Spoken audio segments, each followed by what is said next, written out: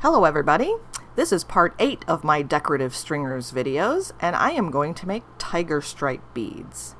And as far as I know, this might be my last video because I can't think of any stringers to make right now, but if you have any suggestions, let me know. So I'm going to make 2 beads, the stringers and then the beads in succession in this video, just to show you the difference. The first one is going to be a very simple bead. And this is made with an orange, a nice like red orange, and stripes of transparent black. And so I'm adding 2 stripes along a gather at the base of my orange rod. And just 2 stripes on opposite sides. Try to make them fairly even, but it's not a big deal because this is more of an organic bead because tiger stripes aren't all even on tigers. So the variance is nice too. So I'm just heating this gather and I'm going to pull out into a twisty, just like a little twisted stringer. And it's really hard to see on this video because of course the orange turns black. You could see on the rod there, the orange turns really black. So it's really hard to see the stripes. But when I start making the bead, you can see, because it's cooled, the stringer is cooled a little bit, you'll be able to see the stripings there. But it is the bead that's in the picture at the beginning of this video. That's the final bead because it'll also just look like a black bead when it's done in this video. And it's one reason why I try to avoid using oranges and reds in my videos because you can't see them when they're hot. They just look black or dark gray. So now I'm going to make the bead. This is the same orange that was on the stringer, and you could see the stripes in the stringer there. And so I'm just going to twist this around. So I'm attaching to one end close to the mandrel, but not touching it. And I am starting to lay this down, and I'm kind of pushing a little bit on the bead, but I'm also not twisting this stringer when I put it on. And if you don't twist it, it'll actually stretch out those black stripes and make them look more tigerish. If I twisted it on, turned it, rotated it while I was putting it on, it would be more like, they would be shorter and more of a twisty look to them instead of a tiger stripe look, which are kind of elongated and on an angle. And so I'm just capping this end, trying to push it more towards the mandrel there. And I'm just going to melt all this stringer in. And since it's the same color orange in the stringer as the bead is, it'll be like the orange just disappeared into the bead. And all that's going to be left are the tiger stripes. And yeah, I'm really sorry that you can't see the bead when it's finished because it just looks totally black because it's still hot. And it's going to go in the kiln to be annealed, but it is the bead that's at the beginning photo of this video. That's the actual bead. And so I'm just shaping it. I'm making sure my ends are nice now, and nice puckered ends, and trying to get it even all the way across. And I'm going to make this into, instead of just a round donut shaped bead, I'm going to make it kind of like just a squat short barrel. And so that'll be the final shape of the bead, which is coming up pretty soon here. Just marvering it on my little L marver, which I just got recently from Blast Shield. I'm so excited.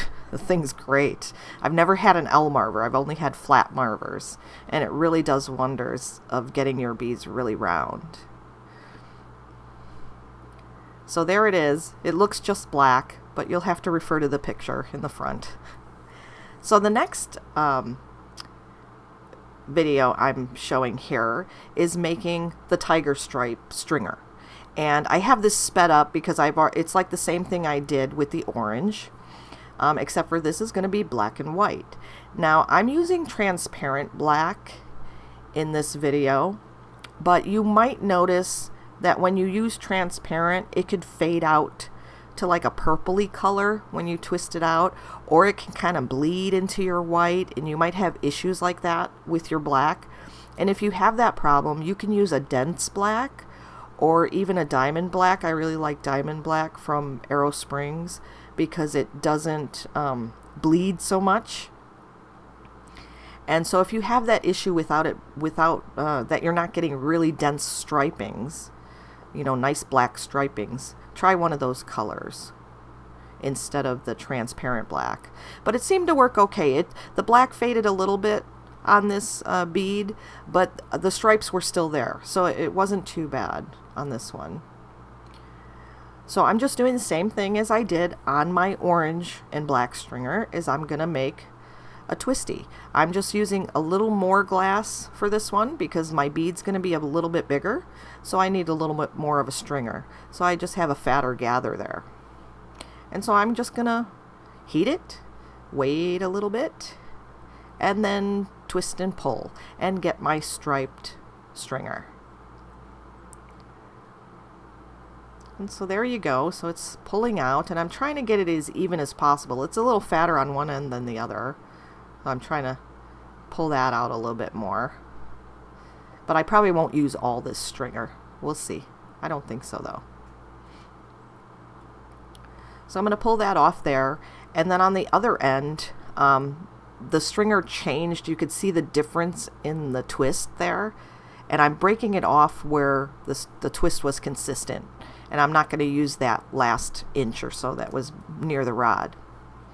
So now I'm using, I already got my barrel pretty much pre-shaped on my mandrel, so you don't have to watch all that.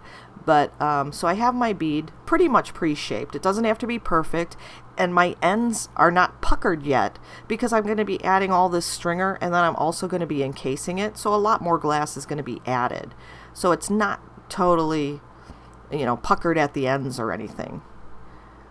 That'll happen once I get all this gather on. So now I'm doing the same thing, is I'm putting on the stringer, and I'm not really twisting it. I'm putting it on straight, and I'm pushing it down a little bit into the white.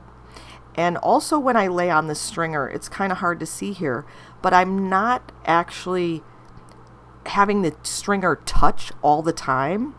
I'm wiggling the stringer back and forth a little bit, so there's some variance. There's some white space of bead underneath some sections, and then I'll come back and touch the previous stringer line, and then I'll come back out and leave some white space again, because I want a little variance in my tigers. I don't want it all precisely striped exactly the same all the way across the bead. I want some variance, so it's not totally touching when I wrap this stringer around. It's not totally touching every coil, every previous coil. I kind of go in and out, leave some white space, and so there's some variance in it, kind of like a real tiger.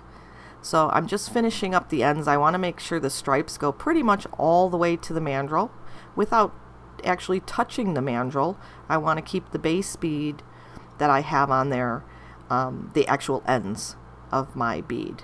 So now I'm just going to melt this all in, and it's going to spread out in those gaps that I left open with the white bead below it, and it will tuck in at the other sections where the coils were actually touching each other. So there's going to be a little variance, and you could see right there, you could see some of those stripes, those black and white stripes.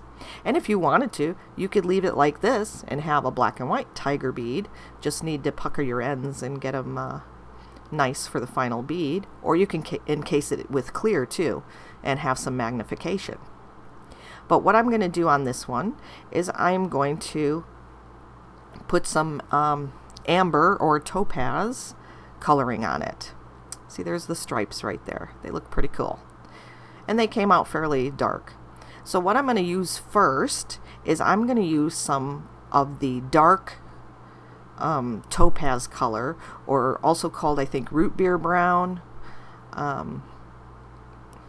but it's a dark amber, and I am just going to put little swipes of this glass in various places, and so these are going to leave slightly darker patches to my beads, so there'll be a little variance in the coloring, in the depth of the amber coloring throughout.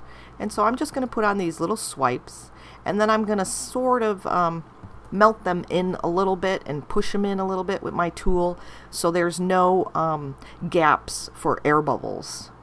So I want them slightly melted in because I am going to encase this after with a medium topaz color. And if I wanted even more variance, I can encase it partially with light topaz and partially with medium topaz, and then there'll be even more variance for really pale stripes down to dark amber striping. So I've done all three even. So what I would do there is, instead of just coiling this on, because I'm going to just coil this on, I would actually stop and coil like spots of the different colors. So I would stop the coil, and then I would continue the coil with some light amber, and then I'd stop and go back to medium amber, and back and forth, and get some variance that way. But I'm just coiling this on all the way across the bead, and this is why I wanted the root beer brown or dark topaz to be melted in, was so that I wouldn't trap any air bubbles when I'm encasing this medium amber onto it. So I go all the way to the edge, and I put a little bit of extra lip around the edge, just so I could totally encase. So I'm going to push down that amber encasement as close to the mandrel as I can without actually touching the mandrel. And this will cover the white and also leave a nice tapered end.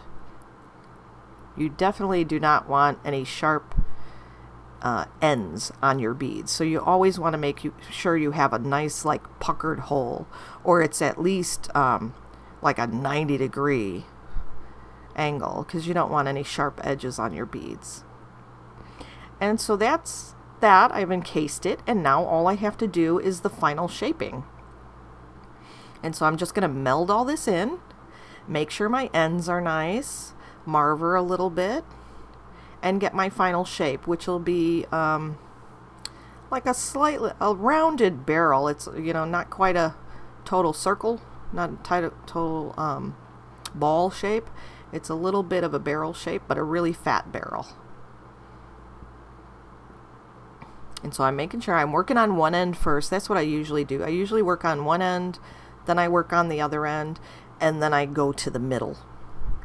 I think different people do it differently, but I like to focus on my ends first, and then go to the middle to even out the middle after my ends are set. So I'm working on the other end. And you can see sometimes I'm tipping my glass downward.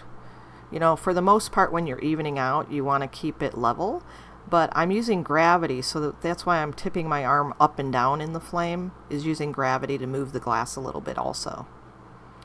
So I think we're pretty much done. And so we'll just try to let some of this glow go away on the bead, and you can see the finished product.